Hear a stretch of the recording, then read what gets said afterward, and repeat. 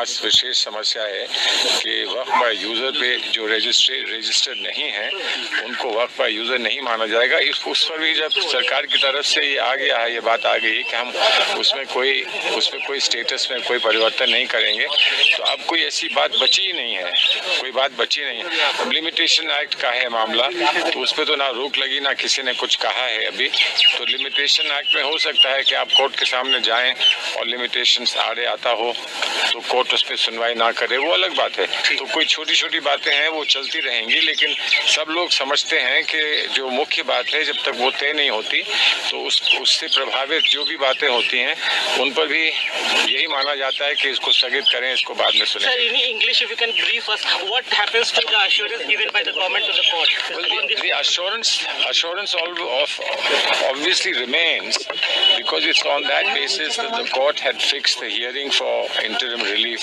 Since the court could not hear it today, and the court will not be able to hear it while the next not few weeks, but 2 weeks before the Chief Justice retires.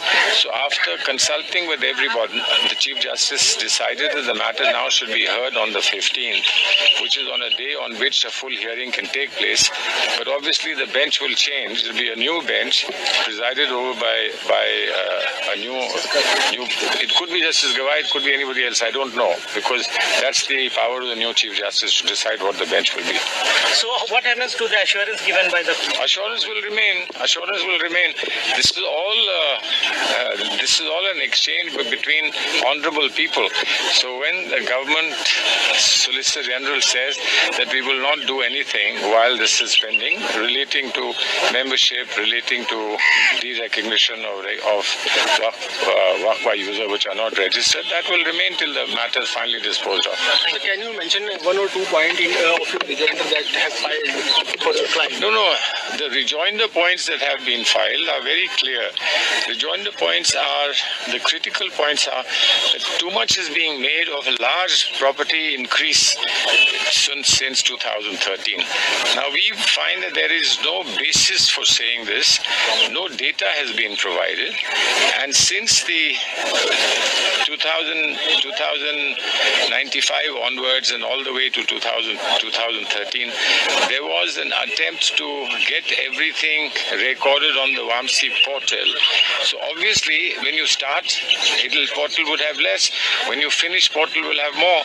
So if whatever was not on the portal finally come on the portal, you can't say that some way, by some unlawful illegal process, the properties are being increased. Because the properties are not increased by somebody putting a finger saying this is waqf property. Property has to go through an adjudicatory process. Waqf board to begin with, now with the amended law, the waqf board will not be there.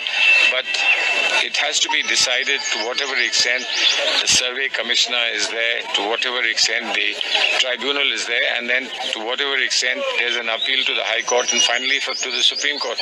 So before adjudication, you can't say somebody has unlawfully increased the properties. Thank you. Okay?